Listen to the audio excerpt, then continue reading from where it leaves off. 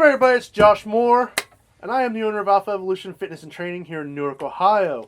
Alongside of me is Clark Morgan.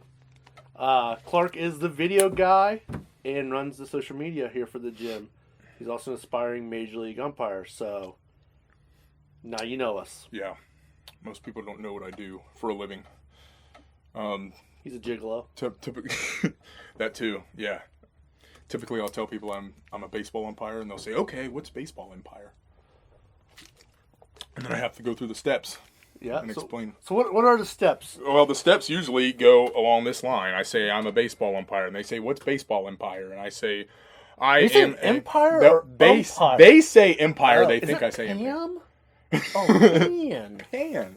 I thought you were saying pan. With two ends. Yeah. And so then I'll explain to them that I am the official of the game, similar to a referee in football. And they will say, "Awesome, what's that?" And then I have to explain to them time and time again that I am not the catcher and I am not a coach. I have been asked verbatim, "Are you the thrower?" The guy that throws the ball, which I responded, "Do I look like a professional athlete?" And they said no. And yeah, it takes a while. I've narrowed it down to just showing them a picture of me working, and they go, "Oh, I always wondered what that guy did." And now you know. Now we know. So yeah, so I've known Clark for a few years, but recently Clark's become a part of the gym, probably in the last year, and he's kind of like mold. He just kind of sticks around. We like him, so we got to talking, and one thing Lynn nerves like, "Dude, let's just do a damn podcast." So Yeah. Here it is, episode 1. You are now getting to listen in on all the conversations that you miss when you're not in the gym. Yeah, these are the things that so it's kind of funny. We'll just go into this. Yeah. By the way, there is like a topic that we want to talk about, but like there's no set structure. So if we bounce around, we'll just We also hope you're ADD. Yeah, because I definitely am. So what was I talking about? Oh, the conversations that take place. Like there's this perception of the gym as being like meatheads and roided out dudes and just assholes. Yeah. And I mean, somebody actually looked me in the face one time and said, "How's your meathead gym?" And I said, "That's really funny because of your videos where you've addressed that." And they said, "No, really, that really is a meathead gym." And I said, "How?" Yeah, so do we have meatheads? We do. Do we have guys that take steroids? We do. Do we have guys that are assholes? I am. But like, it is probably the most laid back, like, goofing off. It's definitely the most fun environment I've ever been in regards to working out. I mean, it's, you know, there's these multiple perceptions on how the gym has to go, and a lot of people have this: you have to go in and absolutely destroy yourself, headphones in, don't speak to anybody, go in and get the job done. And I think a lot of gyms hold on to that mentality, and which there's no social aspect. If that's how you go to a gym and that's fine. That's fine. We have guys that come in and do that. Absolutely. And like the only time I talk to them really is like when they come in the door. I'm like, "Hey, what's up?" When we leave, I'm like, "Hey, see you later." Sure, like, but it's not everybody. No. And then on the other side of that is that, you know, there's this idea that it's nothing more than a place to show off, which for some people it can be that too here. But there's just such a you know, the best way I heard it described was when I interviewed Ian, and he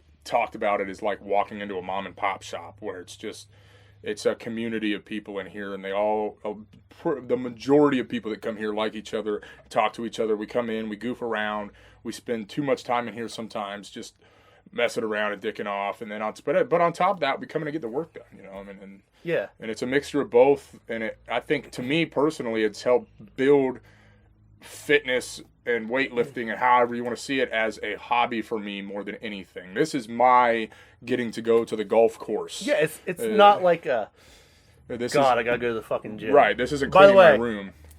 Before we progress any further, I cuss like a sailor, so if you have the volume up at work, you might want to turn it down and throw some headphones on. And I do not know how to bleep it out in post, so I might learn, though, because this might be too much. No.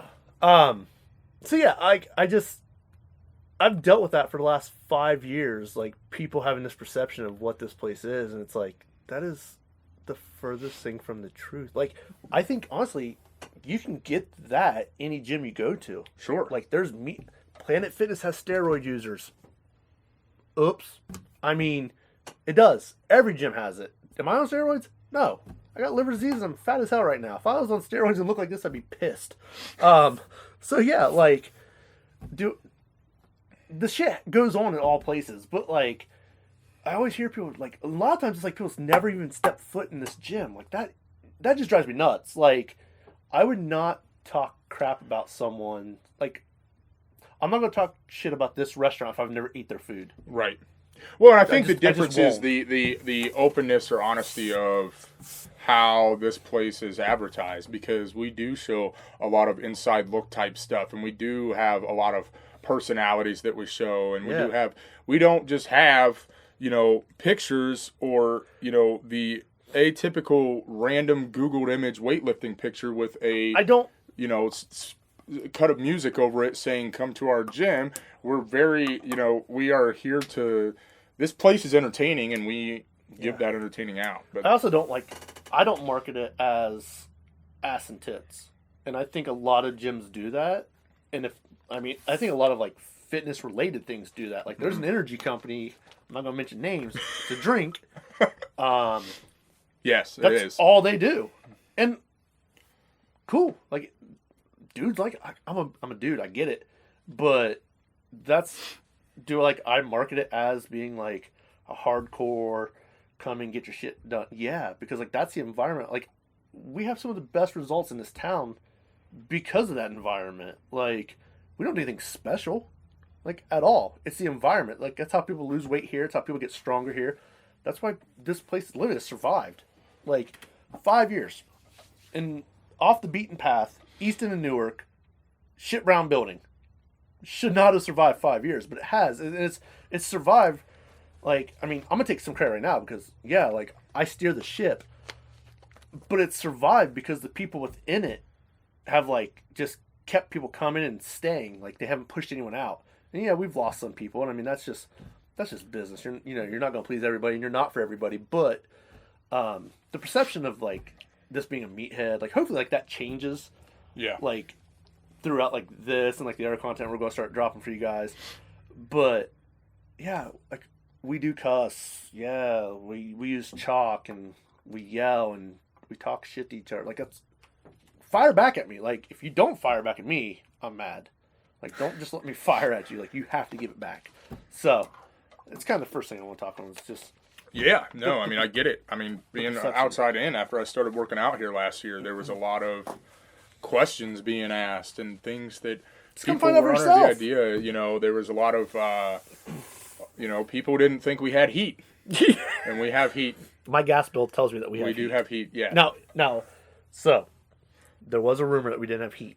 And it was kind of funny, right? Because I'm like, I pay a gas bill. Then the fucking heater breaks. Yeah, about a week later, right? Yeah. Yeah. So we didn't have heat for a week after we find out about the rumor that we don't have heat, the heat broke. So hopefully whoever started that rumor also tells people that I don't have millions of dollars. Can you start that rumor? Because, I mean, you're 1 for 1 right now. You're batting 1,000 in baseball terms. Can you give me, like, can you throw me a bone? Yeah. If I get millions of dollars, we'll definitely have heat. Oh, for sure. I'll even heat outside. Yeah. So, global warming, bitch. So yeah, that is like the first thing is just to clear the air about like the dumbass rumors I hear about this place and like the perception of it. It just drives me nuts. I've dealt with it for 5 years. It used to like really bother me, but anymore I just laugh at it. And I understand from some people's perspective that this kind of gym environment can be a little bit intimidating. You know, I mean, I understand. Absolutely. You know, at first, you know, somebody who's only been doing this for 5 to 6 months isn't going to want to walk into a West Side Barbell-esque type place and feel extremely comfortable. But I even felt similar feelings at one point where I was mildly intimidated but I remember the first time working out here, it clicked really fast that it's an extremely welcoming place. It really is. You don't have to worry about walking in here and anybody looking you down or feeling some type of way about you or harping on you about anything. I mean, I think that one of the first times I came in here, I got into a 2-hour conversation with Tim Sowards. Yeah. It was the first time I met him. I was going to speak on Tim. So Tim Sowards is like one of our strongmen, and he's probably one of the strongest guys in the gym. Looks like a giant white supremacist. He does. I mean, he's like 6'5", 270, jacked, and bald. He's a pastor. Yeah. This meathead gym is home to like a local pastor. Tim will talk your ear off. Yeah. Tim's become like, within a short year, he's become like one of like my go-tos. Like if I'm like having like a bad day, like I just go and talk to Tim. Like he does counseling at his gym. He does counseling at his church. So like I reach out to him like, and I think like he kind of knows like if I'm like having like an up or down day, but he does that with everybody. And like that's just how like everyone in this gym is. We like, just have those people, yeah, and I think that's why we have so many people here that are clearly lifers. You know, it's there's such a community type feel to this place that. And I always tell people I want 250 lifers more than I want 500,000 gym members. Like there's a difference. There's a difference between working out and training. I had to have this conversation with one of our younger guys, and like he just didn't understand it. So if he's watching or listening to this, like, let this sink in. There's a difference between training and working out. Working out to me is just going through the motions. Mm-hmm. Training is like doing the work for like a specific purpose. And I think like that is kind of like something like most people don't understand either. I know, like we do have some people just come in and work out, and like that's fine. But like going back to the small number of like lifers, like I want 250 people that actually want to come do the work and stay consistent with it. My bank account wants the 5,000 members who say, "Yeah, I got a gym membership. I don't use it, but I got it." Like, right. To me, like I love when this place is busy. Now I know like some people hate a busy gym, but I like when it's busy because I walk in and it motivates me. It's like I see all these people putting in work, and I'm like, shit, I got to do something. Like, yeah, that's just like my mentality. Well, and I think that environment's important too, for the sake of, you know, it's funny. I was just having this conversation yesterday. I worked out in a trio for the first time yesterday with Alex and his friends. So that was the first time I'd ever worked out with more than one other person, and I typically work out by myself, or train by myself, or whatever. Right. And it was cool because we were almost forced to not just finish our big chest day that we did, but when somebody wasn't feeling something and the other two guys were, you just had to do it. You just had to jump in. You just had to, you know. So when and that kind of environment is very infectious in this gym, and it's very much that way in this gym, where when I come back from a work trip and I haven't worked out in 2 weeks and I walk in here, it's so much easier to want to get back to work. And like you said, when you walk in and it's busy, I mean, there is nothing in the world, in my opinion, that beats a Saturday morning in this place. I mean, yeah, Saturdays. I was getting ready to say that. Like, so I always go through, and like if I feel like people aren't pushing themselves, I'll probably call them like, you know, pussy, or like I'll say something like a little snarky to them. That's a funny word, snarky. Just to kind of like, I know like it presses buttons. I know it gets underneath people's skin. But then like I see them going and like doing stuff like. A couple weeks ago, we had a couple guys in here at nighttime, and I just started jawing them about their bench press. And next thing you know, like they both hit PRs on bench. That's just how it is.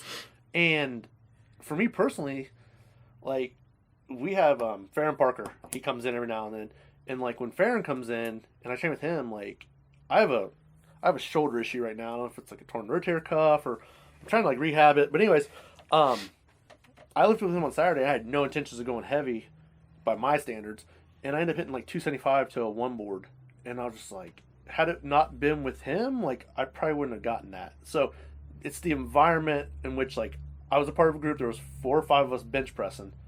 Like I couldn't look like the bitch of the group. Like I couldn't just bitch out and be like, sure. My shoulder hurts. Like, yeah, that just, now like if you're legitimately hurt and like I get that, but the environment here, especially on Saturday mornings. Saturdays are, like he said, are legit. They're special, yeah. I mean, it's busy. It's a great group of people, and it's just people working, and that's what I like. Like I come from a working class family. I don't come from money. Fuck, I don't even know what money is. Like, I mean, I just saw Dwayne Wade was talking about how he lives like he don't have money, and I was like, man, that's like how I am. Like my bank account, like there's money in there, but I live off like pennies a week. Like I just have the mentality of like knowing what it's like not to have money. So yeah, absolutely. I mean, I'm kind of the same way. I'm almost one of those. I'm like a doomsday prepper with my bank account. Now, the flip side is like there's at least that's the mindset I have. There's some days where I'm like a free spirit. Like let's just fucking spend it all. There's more to be made. But yeah. So now we've touched on the gym and.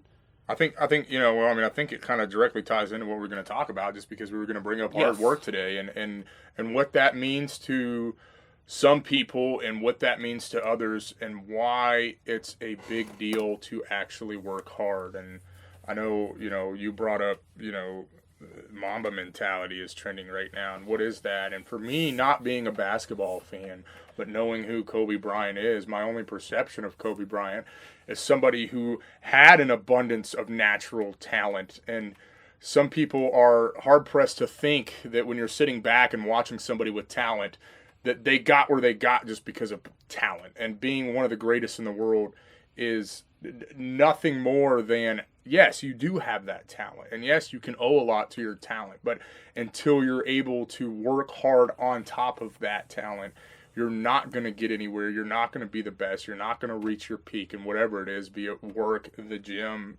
so on and so forth. Yeah. I think a lot of people don't understand that. But yeah, you can be born with all the talent in the world, but let's look at like all the bust of pro sports. Sure. Unlimited amounts of the worst guy in the NBA. We'll just use the NBA for now. The worst guy in the NBA is 100% better than anyone we know. Right. Not even close. But you see like some of these guys who have outrageous amounts of talent and not do shit with it. And most times, it's laziness. They don't want to spend the time watching film or waking up and going and doing an extra 1,000 shots before practice or staying after practice and hitting another 500 jumpers or however many. Like that's the separator I think from good and great. Right. And I think that can correlate to like not only sports, but I think that correlates to like life. Yeah. And business. And like everything else in between. I know for me personally, some people, I've heard this, you're never at your gym. I was literally at my gym 4 different times yesterday. I was here at 5 in the morning, 8:30 in the morning. I was here at 3, and then I was back again till like 8 o'clock at night. Like I'm always here. I'm just in and out. But like what they don't see is like the things I'm doing like when I'm not at the gym. Like they don't see like all the emails I'm sending out. They don't see like all the messages I'm replying to or trying to, get people to come join the gym or, whatever it may be I'm working on. Like, they don't see that aspect of it. And, like, I think that's the stuff that's taken for granted from, like, the casual fan. Right.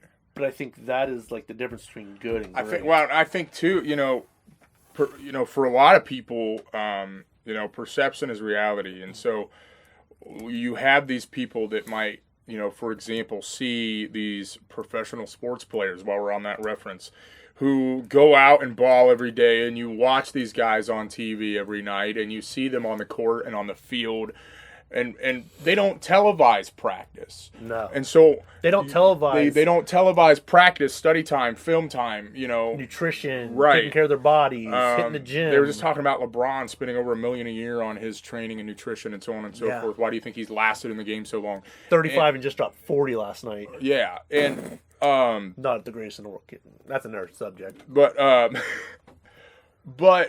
so when they perceive this as nothing more than going out and playing every night, sure, they know that they practice, but what do they see? What are they seeing right now? To them, their reality is these guys do nothing more than skate by through the league, and wow, it must be nice to have that natural talent. And they got where they're at. Born 6'9", and I mean, you can't coach 6'9". Let's be honest. Sure, but there's been a lot of 6'9", even 7-foot dudes that are garbage. So you better coach something. Like Right. that's a God given, but And I don't think people don't want to take that into. I'm not a natural athlete in the slightest. I have bad knees. I am not naturally strong in any way, shape, or form. The first time I walked into a gym and got on a bench press, I got buried under 70 pounds. And I couldn't squat 135 without one of my knees wanting to give out on me. And I don't have natural strength, and I was never a natural athlete, and I was never naturally fast. But, there's these things where if you're passionate enough about it, you can get good at it. And I'm still probably in the bottom third as far as strongest guys in the gym goes. But it's just this, it's the hard work thing. They say you can't teach hard work. I think you can teach hard work. I think you just have to find somebody who's willing to accept hard work. Yes. And I think that's huge. I think that's something I'm instilling in my 9-year-old right now. Right. How many times do weight loss so big? I lost almost 80 pounds over the last 2.5 years, and I get asked all the time, how did you do it? And what's the secret? What's the secret? That's the big question. What's the secret? What supplements are you taking? I hate that question. I hate that question so much. What's the secret? And and everybody will say this, and you watch that video of that guy that's like, there is no secret. You can't beat hard work and consistency. But it's true. It may sound corny, but it's true. A lot of times, truth is corny. People like rah. Yeah. But the cold hard truth is, what are you willing to give up for what you want? And one day I woke up and I decided that I wanted to, be at a healthy weight a lot more than drinking every weekend and ordering pizza and so on and so forth. And a lot of people, that does sound good. A lot of people want to make these small sacrifices and feel good about themselves when they're really not sacrificing anything. If you get a salad at Applebee's, you are not sacrificing going out to eat. You're sacrificing not getting wings, and your salad's probably not that healthy in the first place with your sugar loaded dressing. And I think, and it's just this constant, I think today and in general, and a lot of people that I come across, there's this lack of being willing to sacrifice. And why don't we want to that's what I hear more than anything. Oh, well, I can't give up Tuesday night beers at Moe's because I do that every week. I do that with the guys. Yeah. Why can't you go and hang out and drink water? Right. There's no sacrifice involved. Oh, I don't have time to get to the gym. So, and then in that same conversation, they'll tell you about that show that they're watching every night with their wife. Yeah. And it's like. So bringing this back to shore a little bit, what is Mamba mentality to you? I mean, I think to me it's exactly that. I think taking what you've got, whatever it is that you've got that you're given. I feel like I am given a natural talent in my line of work, particularly. What I do has come a little bit easy to me from the beginning, but everything I do outside of that, between teaching just to keep myself accountable, between staying buried in a rule book and doing things outside, being in the gym so I can be healthier and more fit and look better when I'm doing what I do and give a better impression. I think it's all these things. To me, it's everything you do on top of what you're already given. It's that hard work on top of your talent, or just that doubling up on hard work when you have no talent, when you're not a natural born athlete, or you're not naturally good at math, or you're not, whatever it is. I think it's taking that thing that you're passionate about and tripling up on the amount of work that you're willing to put into it. They say, you love what you do, you don't work a day in your life. I think it's because that people that love what they do are willing to work extra outside of the doors to get that done. Yeah. I think it's huge. To me, the Mamba mentality is a little bit different. I don't watch basketball, so. Yes. I wasn't a Kobe Bryant fan. I just wasn't. I respected his game. Definitely had skills and talent. I just wasn't ever a Kobe guy.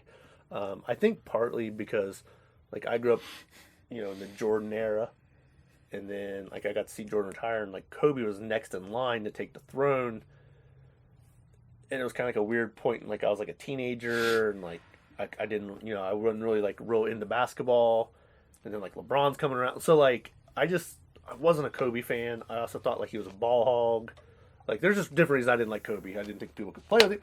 whatever. But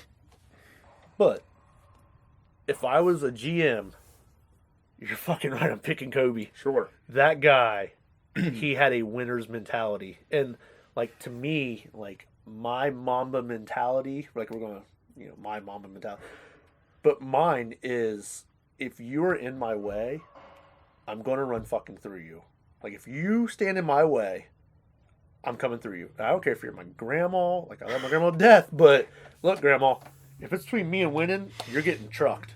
Like I'm just letting you know. I think that's something that a lot of people let themselves get held back by, is they look at that next guy in front of them. They look at whoever's, they look at whoever is ahead of them in their job, or whoever owns the bigger gym, or whoever does this, and they let that get so far in their head because, well, I can't be that guy because insert excuse here.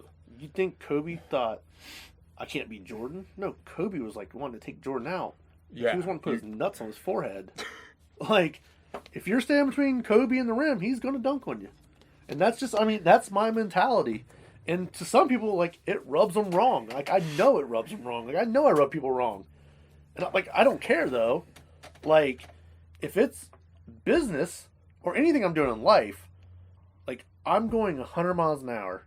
I'm going to achieve what I set out to do.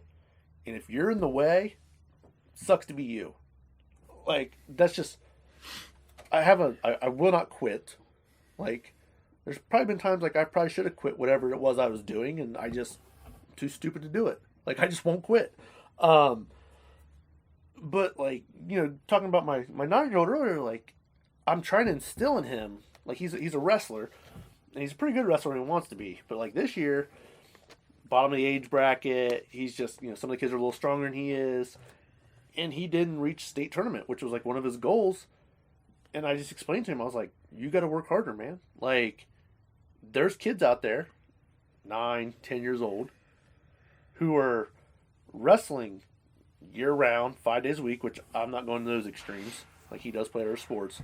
But he told me, the other kids are stronger than me. And I was like, yo, your dad owns a gym, dummy. Like, you have everything at your disposal. Like, everything. So, he came in Monday, and he worked out. And then when I took him to school this morning, he's like, are we working out today? And I was like, yeah, man. Like, but I've taught him, kind of like my mentality. And if you're half-assed and you're just wasting your fucking time, like, don't even do it. So, if you want to be the best at something, you got to put in the extra work.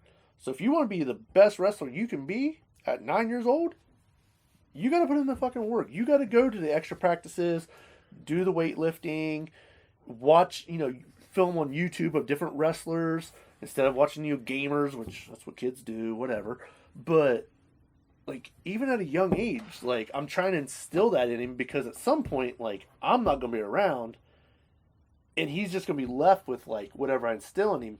So, like, the Kobe mentality, even though I didn't really like Kobe as, I wasn't really a fan, his mentality I love. And, like, I'm instilling that in my kids. So, that's the Mamba mentality to me. I think a lot of people, it's just cool to say they got the Mamba mentality. Oh, man, I got them. Oh, man, hardest worker in the room. I think I'm gonna call off tomorrow. Like, there is no fucking sick days. Well, and I think you also made a good point too, because I was thinking about this really hard yesterday. This is more on a personal note. It's just, but you talked about how you should have failed, and being in should be out business. in a pool barn on the east side of Newark, you should have failed, and it's true. And I think, but at the same time, how scared were you of failing when you started this up? I'm still scared. Right. But I literally, and it's April is year 5, and I'm still fucking scared. But you're still doing it. Yeah, that's what drives me. And that's what people don't exactly, and that's what people don't get. And it's funny because, like, just yesterday on Corey Gregory's post that he made that comment about going through the shitty part first. And then, getting forward. And whether or not you have to go through that shitty part, it's getting to that point without being afraid to fail. I've gone through multiple shitty parts in my career, and I'm going through a shitty part right now. So and we're going to tie this right back into basketball right now. Jordan got cut from his freshman team. Right. Shitty time in his life. Everyone deals with shit. I don't care how successful you are. I don't care how rich someone is.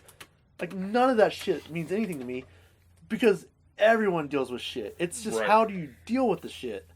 Like, that is also Mamba mentality. And I think, again, it comes down to, I think some people are kind of like you said, you know, the truth is corny. And it is. Because, yes, every motivational talk you've ever heard starts with adversity. And what are you going to do about it? And I made it through and I did this. But again, there's so much truth to that's probably why it sounds corny. Because but people love that too. Look at like some of the greatest movies ever. Rocky, one of the biggest underdogs. Rudy, underdog. Like, and I'm just using sports movies because a lot of times like it is like athletes that, you know, but like even in life, like I think people also feel like that if you don't have adversity on the scale that you see in the movies or in these stories from these motivational speakers, you know, I dislocated my knee and didn't get the job I wanted. Like, that still sucks and it still eats at me. But you know, I understand that, and I do still feel bad for myself. And I'm not gonna, but at the same time, I'm not gonna sit there and go, well, I can't complain because so-and-so probably broke his leg and never got to work. Yes, that's true, but if I sit there and try and make my problem seem minimal, then I'm not going to be willing to put in the hard work to go past it and get to that next level. You know, like how beauty is in the eye of the beholder, I think also, you know, like how you, like that's how you perceive, you know, adversity. Like that's within you. Right. Like, to some people, I've never faced adversity. Like, that's because maybe, like, they've had a rougher life than I have. And that's fine. But, like, I have. Like, everyone faces adversity. Everyone. Like, we still face adversity. 5 years in. You know? I get, like, you know... I made a post yesterday about, like, people coming in and they're always like, how'd you do this? And I'm like, it just fucking worked. But, like, that is the truth. Like, this gym should not have survived. I mean, if he was around the first year, you know. Should have survived the first year. Shitty equipment. Shitty environment. Like, it was a shit show. I didn't know nothing about owning a gym, how to run a gym, like, nothing. I was taking cash payments only, I didn't even have a card system. I had people owe me money walking in the door, telling me they'll get me next time, and, like, I had 22 members, so I can't really tell them to go fuck off. Like, I really can't tell people that. Oh, yeah, I can. But, like, it was adversity. And I still face adversity, and it may be different adversities. You know, like, it may be now the damn heater breaking after, you know, telling everyone that we have heat. Only does not have heat. That's still an adversity. We didn't have very many people in the gym that week while it was off, so. It was nice. I'm just playing. Just work faster if you're cold. Double up on clothes and work faster. Oh, man. You sissies.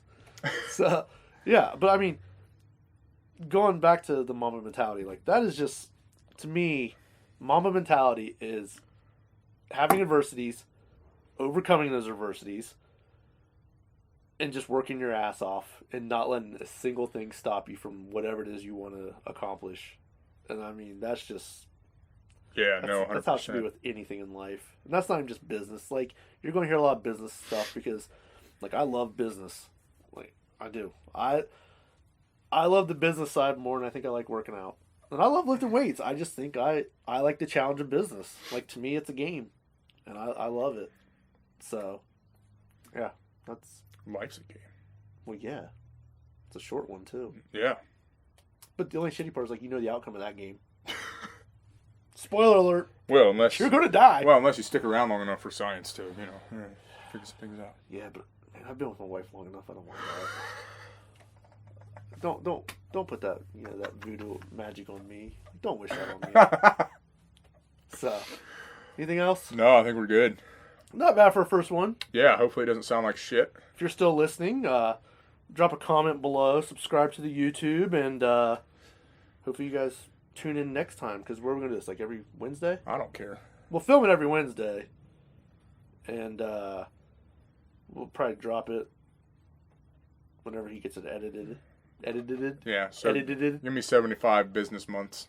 Yeah. Yeah. So I said 7 to 5, 5 to 7 business I thought you months. said 75. Oh, 75. That sounds more I realistic. mean, at the yeah. pace this guy works, Yeah, I it's probably don't- going to be 75. Well, yeah. I'll have you right now. I do not have a Mamba mentality about pumping videos out. No.